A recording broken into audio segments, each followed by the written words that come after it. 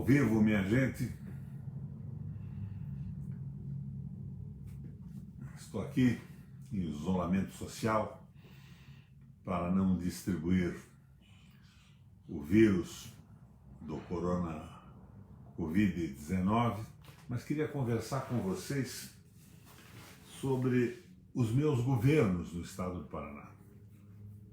Eu entrei na política com o desejo de participar da reformulação do mundo, da administração da minha cidade na prefeitura, do governo do estado, acabar com as falcatruas, acabar com as comissões em cima de obras públicas, e joguei muito duro.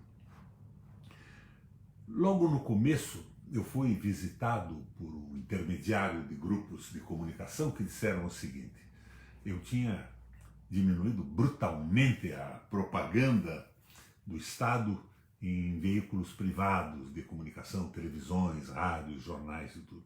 E o cara me disse: olha, o recado é o seguinte, Raquel, se você não pagar para os meios de comunicação o que o Lerner pagava, você vai apanhar dia e noite, você não vai conseguir governar mais. Bom, eu entrei para mudar aquilo, eu fiquei indignado. E a minha resposta foi tirar do orçamento do Estado o dinheiro para a comunicação privada. E passei a utilizar a nossa TV Cultura, TV Educativa do Estado do Paraná para me comunicar com a população.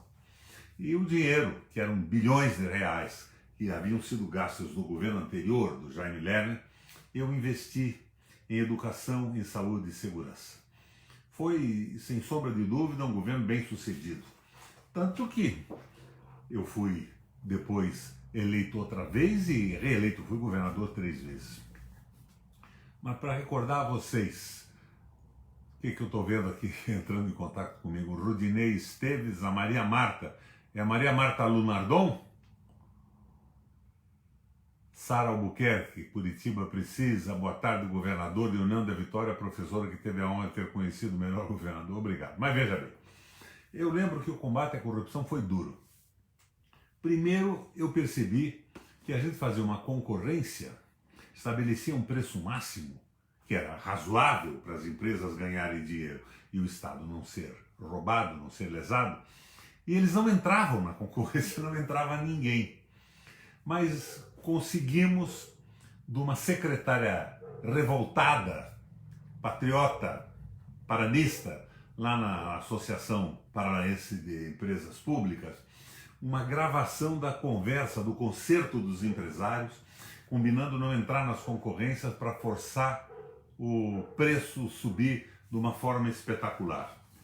Daí, naquela época, nós tínhamos influência no Ministério Público, o Luiz Fernando de Lázari, que acabou sendo meu secretário de Segurança, estava por lá também, e nós conseguimos, de repente, não mais que de repente, prender todos os empreiteiros do Paraná. É claro que aquilo foi noticiado como uma violência do governador. E logo depois, os esquemas do judiciário libertaram todos. Mas eu consegui baixar o preço de obra pública. Eu lembro que quando assumi pela primeira vez, Jurandir Soares Almeida, Luiz Lopes, Marcelo Perucci, tinha um empréstimo internacional japonês para saneamento básico e havia um acordo entre a Sanepar, do Jaime Lerner, e o grupo japonês, que só uma determinada empreiteira seria a beneficiária daquilo tudo. Uma tarde, eu saí de automóvel e fui a Colombo e encontrei um grupo de trabalhadores abrindo valeta e colocando aqueles canos de tubulação de esgoto pesado. Eu parei e perguntei a eles: mas vocês são empreiteiros da Sanepar? Não, eles eram terceirizados. E eu perguntei quanto é que eles estavam cobrando para fazer aquilo, qual era o preço. Eles me disseram: eu não vou ser fiel aos números, mas a relação serei fiel, que eu não recordo mais exatamente qual era o número exato. Então eles me disseram: nós estamos cobrando aqui, hipoteticamente, R$50 por metro quadrado de tubo instalado. Voltei para o palácio, acessei o esquema da Sanepar e verifiquei que o Estado do Paraná estava pagando 4 vezes mais para a empreiteira monopolista. Eu resolvi virar o jogo. E quando eu disse que ia licitar aquilo tudo com empreiteiras paranaenses para distribuir o serviço e viabilizar o crescimento das nossas empreiteirinhas, eu fui visitado pelo embaixador do Japão. E eu pus um gravador na mesa. Foi lá naquele salão enorme do palácio. Pus um jornal dobrado, pus um gravador. E ele me disse, nós não vamos admitir que não seja assim, porque é o nosso contrato e eu vi que aquilo era um acordo.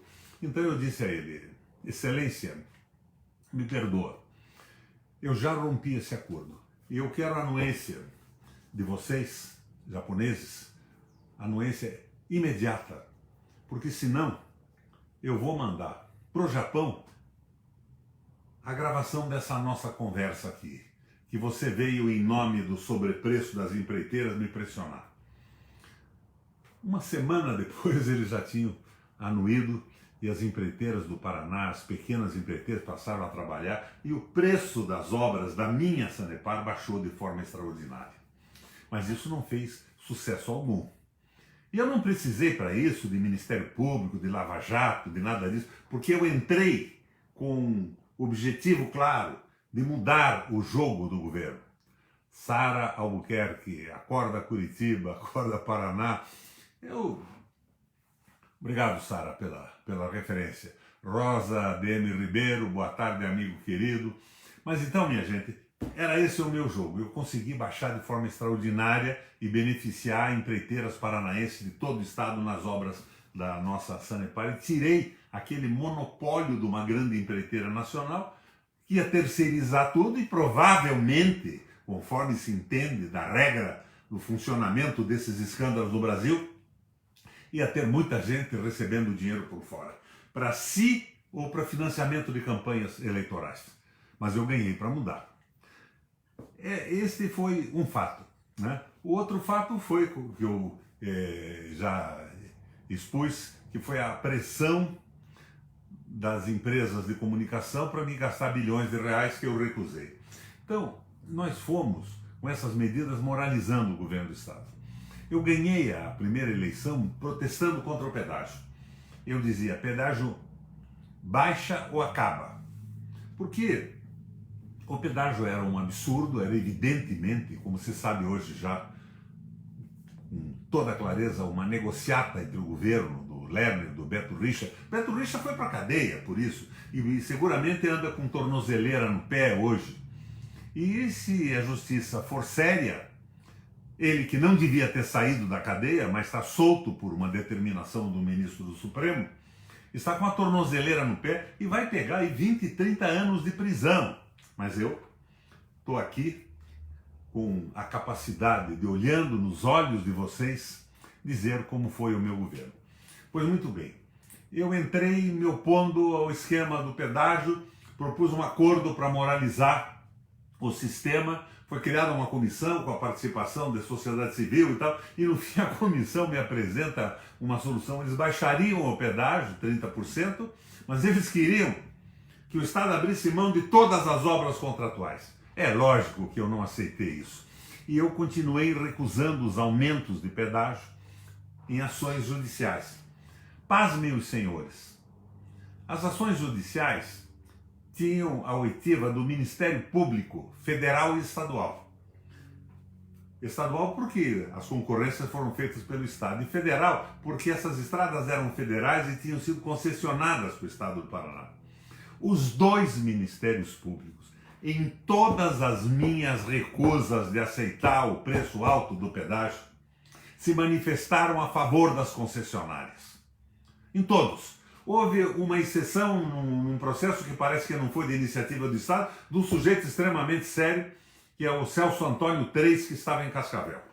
Mas nada, mas mesmo a posição dele foi derrubada pelo Judiciário. Então eu fiquei sozinho nesse jogo. Mas eu quero chegar aonde? O Ministério Público, quando inventou a tal da Lava Jato, e eu, como vocês todos, me entusiasmei com a Lava Jato, porque ela estava começando a mexer em corrupção mesmo no estado do Paraná, que era uma caixa preta. Eu achei bacana aquilo, me entusiasmei com Sérgio Moro e tudo isso, o Sérgio me visitou, fizemos alguma coisa juntos, e eu até vou falar nisso posteriormente. O Ministério Público resolveu se transformar numa espécie de uma corporação. O corporativismo é a manifestação coletiva do individualismo, e passaram a agir em benefício próprio, o que é uma coisa terrível. É um agente público do Ministério Público tomando medidas para prejudicar pessoas e beneficiar a eles. É esse Ministério Público que fala em moralidade, mas que o Deltan Dallagnol ia comprar Minha Casa Minha Vida em Ponta Grossa, evitando que uma pessoa pobre tivesse acesso à residência para fazer negociação. Comprava para vender ganhando um dinheiro depois. Então você já vê o padrão da moralidade desse personagem. Pois muito bem, esse Ministério Público de repente faz aquelas coletivas famosas e diz: a corrupção do pedágio ultrapassou 3 governos. O governo do Lerner, onde ele aconteceu, e botam o meu governo dentro. Eles dizem essas barbaridades e os jornais multiplicam, as rádios multiplicam também no governo do Requião. Ou seja, o Requião também é corrupto. Queriam me derrubar, queriam desestruturar a visão que o público do Paraná, o eleitor do Paraná, tinha a meu respeito. Eles, com essa manobra e fake news na televisão de outros grupos de extrema-direita, que nunca se conformaram com a seriedade do meu governo, acabaram me tomando a eleição para o Senado. Todas as pesquisas diziam que eu seria o mais votado do Brasil. E eu acabei perdendo a eleição para o Arnes e para o Oliovisto. O Oliovisto estava morando, inclusive, na Alemanha, estava casado com uma senhora lá, não tinha mais nada a ver com o Paraná, nem nada. Me derrubaram. Por que eles faziam isso? Eu vi recentemente no Intercept um WhatsApp do Vladimir Aras e do Dallagnol. Eles diziam: temos que tirar os nossos inimigos. Por que eu era inimigo do Ministério Público?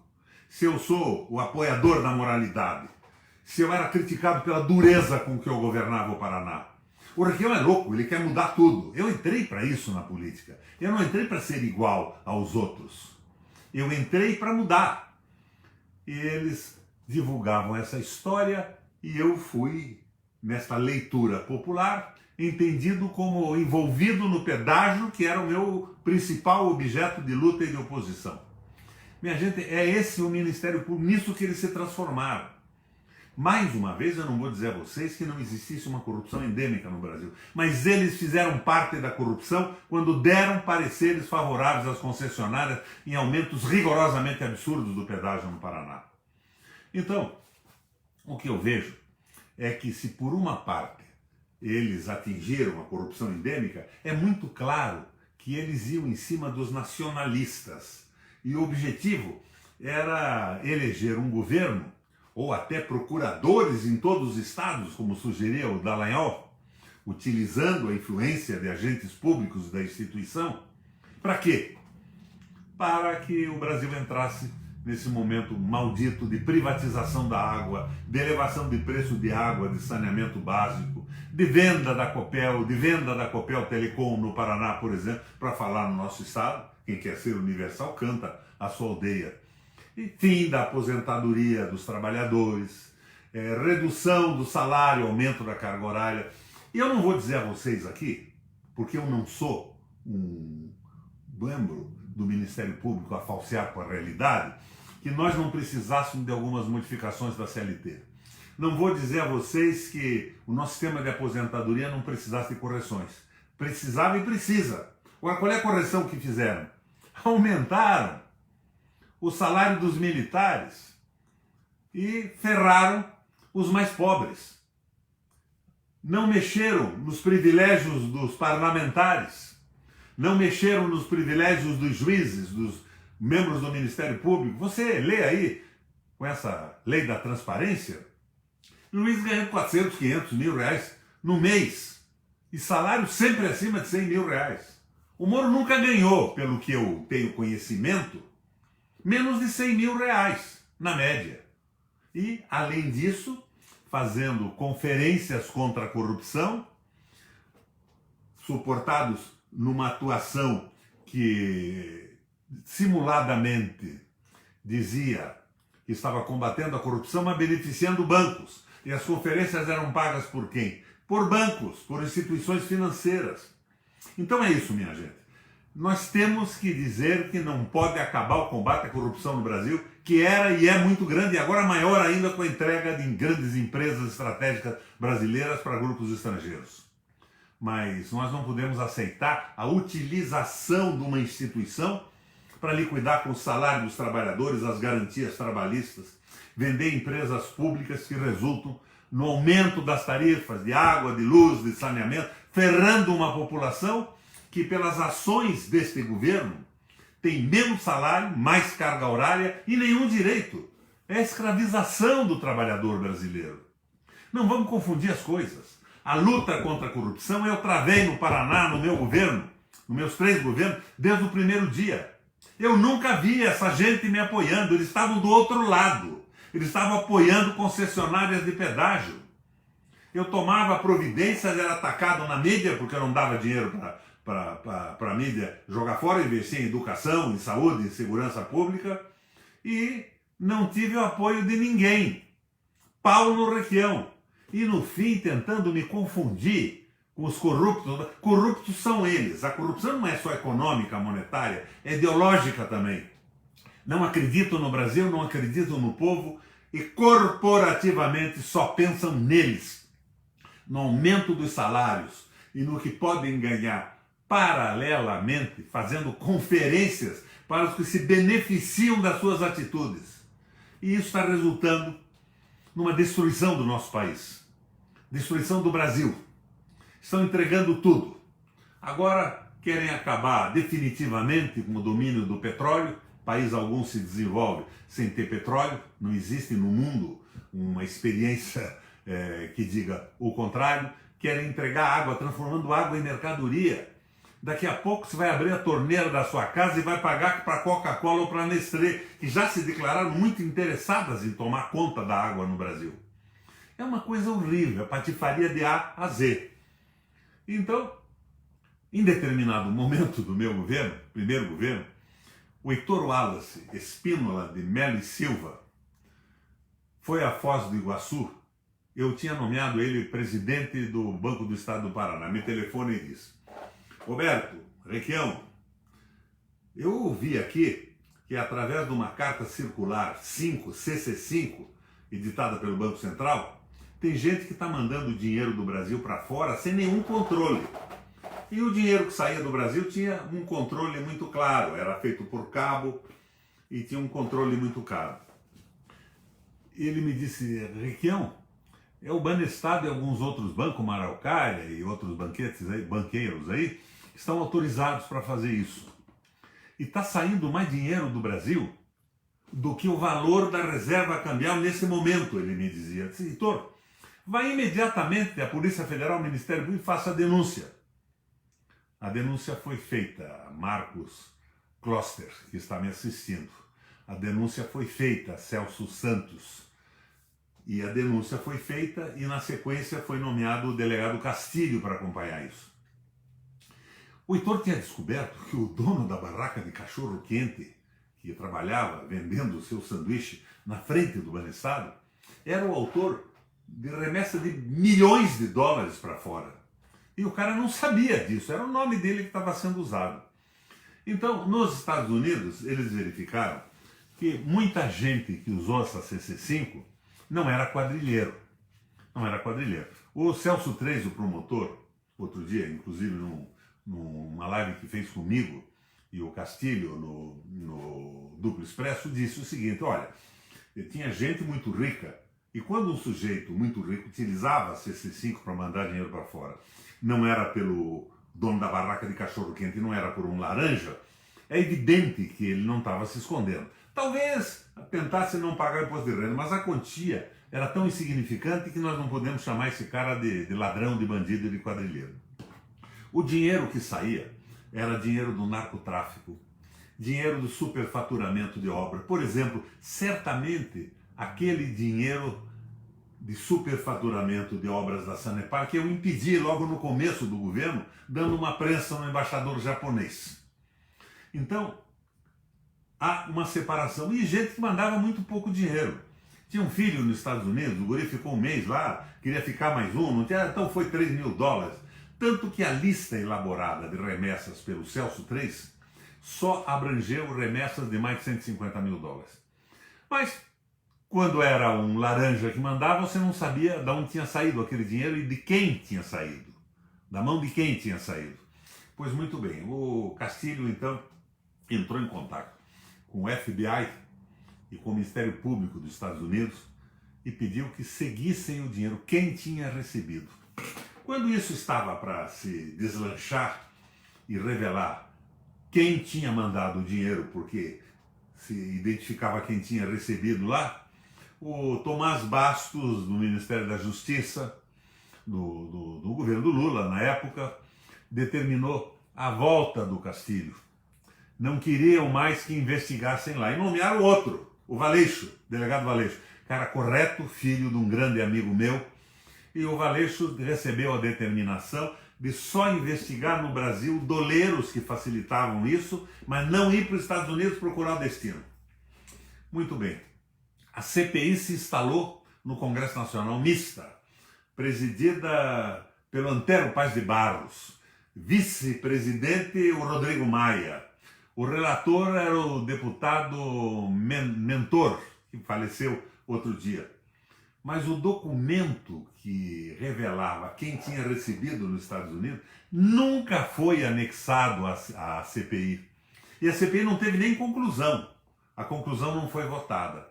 E o Sérgio Moro, que depois se revelou tão eficiente, atropelando as regras do direito para conseguir em efetividade a condenação de quem ele queria, mandou para o Supremo Tribunal Federal sem prova material, sem a lista. E o Supremo arquivou por falta de prova material. Esses crimes que eu insisti em denunciar ao longo dos anos, para vocês terem ideia, o Requião está falando agora, por que ele não falou no Senado? 4 ou 5 vezes da tribuna do Senado. Eu disse que no meu gabinete estava o documento original, 3 volumes enormes, com 1.200, 1.300 páginas, montado pelo Celso III, com o nome de quem tinha mandado. Você sabe que nenhum meio da imprensa se interessou por isso? Eu falei da tribuna, na televisão do Senado para o Brasil. Ninguém quis saber. O Fernando Rodrigues me ligou uma vez perguntando se tinha mesmo aquilo. Tenho, está à disposição de vocês. Podem vir no meu gabinete fotocopiar isso. Não foram.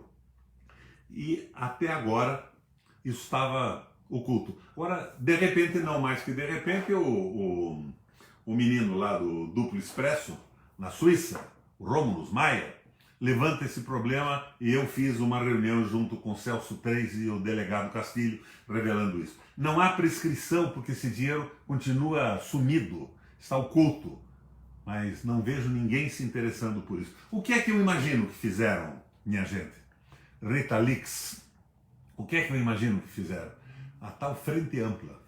Se associaram todos os corruptos do Brasil e fizeram uma frente ampla para ocultar isso tudo. E partidos e pessoas se aproveitaram da lista americana para achacar os bandidos que tinham mandado dinheiro para fora em quantidades enormes, pedindo dinheiro para a campanha eleitoral e tudo mais. Então foi um acordão. Alguns preferiam levantar o dinheiro da campanha eleitoral do que se arriscar a tomar a atitude que eu estou tomando agora de denunciar a corrupção originária no Brasil, a raiz da corrupção. E vocês vejam, onde é que estava a Lava Jato? O raio da Lava Jato estava fazendo o quê? Rigorosamente nada. Nada. Entraram no jogo da passividade. Como é que a gente pode confiar nisso tudo? Não estou dizendo para vocês, eu insisto, que algum resultado nós não conseguimos. A corrupção endêmica foi revelada. Hoje todo mundo sabe como é que funciona no Brasil. Mas o que eu estou dizendo para vocês é que nesse processo de corrupção, que não significa só o dinheiro em benefício próprio, entraram as instituições. Eles passaram a jogar junto, eles queriam tomar conta do Brasil. O Ministério Público passou a querer ser um poder à parte, com o direito de acusar só quem interessava a eles. e ao mesmo tempo se ligando a Estados Unidos, aos interesses do capital norte-americano, dos interesses geopolíticos e estratégicos dos Estados Unidos. O resultado disso, minha gente, foi terrível. Nós estamos perdendo petróleo, nós estamos perdendo água, a soberania e a vergonha na cara de sermos brasileiros. E essa gente está aí. Eles estavam investigando no Paraná, segundo o procurador-geral do Ministério Público denuncia agora, 38 mil pessoas. Que tipo de investigação? Dossiê. Se o cara tem uma namorada, se o cara é homossexual, se o cara trai a mulher ou não, se tem alguma atividade econômica ilegal. Então você veja, é um dossiê da máfia. Não é uma coisa séria, não é o combate pela moralidade. E eles pretendiam ascender na política. O Moro agora quer ser presidente da República. Sem entender de economia, de sociologia, de geopolítica, de nada. É um juiz pequeno. O Dallagnol é deste tamanho, o Moro é um pouco menor. Eu não vou dizer que não me entusiasmei com essa Lava Jato no começo. Me entusiasmei sim, e acho que isso não pode parar. Mas tem que ser restabelecida a transparência. Tem que ser restabelecida a transparência, a legalidade das ações. Senão, acaba sendo um instrumento para evitar candidaturas de pessoas decentes, como tentaram fazer ou fizeram com a minha. E agora o Aras, o procurador-geral, não o Vladimir, o procurador-geral do Ministério Público Federal, diz o seguinte, que as acusações foram utilizadas para tirar da política gente séria. Gente séria que prendeu os empreiteiros que falsificavam as concorrências, deixando de concorrer para aumentar o preço. Gente séria que brigou contra o pedágio. E foi o que fizeram comigo. O Requião é mais um político desses. Vão à puta que pariu! Imorais, canalhas! E estão aí se escondendo e falando que somos contra a Lava Jato. Contra a Lava Jato de modo nenhum. Mas a Lava Jato tem que lava-jatar o raio do Ministério Público corrompido em favor da economia e dos interesses norte-americanos e contra o Brasil. A dureza da punição e da observação tem que atingir a instituição. E quem diz isso para vocês é quem batalhou pelas prerrogativas do Ministério Público. A presidente do Tribunal Federal, a Ellen Grace, era procuradora e ela, de certa forma, numa época acampou no meu gabinete quando eu era senador em Brasília. E eu briguei pela independência do Ministério Público. Mas eu acho que cometi um erro. Nós temos que garantir a independência, a capacidade de atuação, mas não a impunidade. Porque procuradores, juízes, deputados ou militares têm a mesma origem genética e a mesma possibilidade de se corromperem nesse processo. O que cura isso é a transparência e a legalidade. É só a legalidade e a obediência às leis que pode conseguir isso. Eu fui autor da lei de abuso de poder, de abuso de autoridade. E eu quero dizer a vocês que eu discuti essa lei no começo com o Sérgio Moro.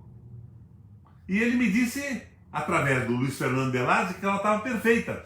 Só que no fim ele queria manter a livre hermenêutica. Você sabe o que é isso?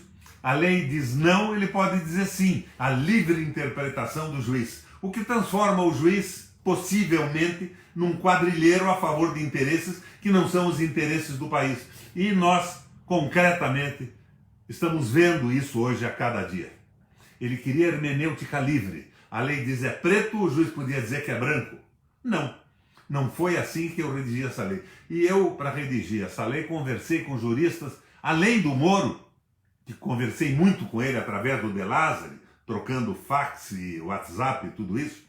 Eu conversei com os melhores juristas do Brasil, do Ministério Público, juízes nacionalistas, juízes legalistas. E eu acho que o que eles querem é uma espécie de domínio corporativo do país. Agora, o Dallagnol queria ser senador da República. Por quê? O que é que ele entende? O que é que ele entende de administração pública fazendária? O que é que ele entende de saúde, de educação? O que é que ele entende da inserção do Brasil no concerto das nações? É um pequeno, na minha visão, oportunista. E eu não classifico ele no mesmo nível do Moro. O Moro, a impressão que me dá é que ele acabou se vinculando definitivamente aos interesses norte-americanos e do grande capital financeiro. Mas todos eles faturaram muito fazendo palestras remuneradas a preços absurdos para empresas de administração de finanças, de bancos e tudo mais. Dizem, não sei se é verdade, acaba se constituindo uma lenda urbana, que quando o Bolsonaro fez a primeira visita aos Estados Unidos, o Moro foi junto com ele. E o Moro levou na sede da CIA, da famosa CIA. Então, a lenda urbana conta que quando o Moro entrou, o telefone dele se sintonizou automaticamente com o Wi-Fi da CIA, porque ele já era costumeiro frequentador daquela agência que defende os interesses dos Estados Unidos e não do Brasil. Minha gente, eu tinha que dizer isso para vocês. Fica muito difícil a gente se defender.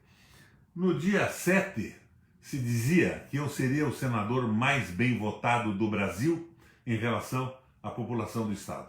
No dia 8, eu pedi a eleição para duas figuras do ponto de vista político, perdoe a franqueza, rigorosamente insignificantes. Estão lá, votando a favor de privatização da água e se somam ao Álvaro Dias, que está com uma conversa de prisão em segunda instância e tal, que ele sabe que não vai passar, então ele quer fazer a média, está jogando para a plateia. Fica aqui uma pergunta para o Álvaro Dias, que já foi meu parceiro e que começou muito bem na política do Paraná. Eu acho que ele foi estragando na sequência do exercício dos cargos. Álvaro Dias, a CC5 e o escândalo do Banestado se deu no seu governo intensamente. O que você tem a dizer sobre isso? Deve continuar? Devemos ver quem mandava dinheiro? Seu nome está lá, por acaso? E isso leva a esse silêncio absoluto? Seu e de muitos políticos, senadores e tudo mais?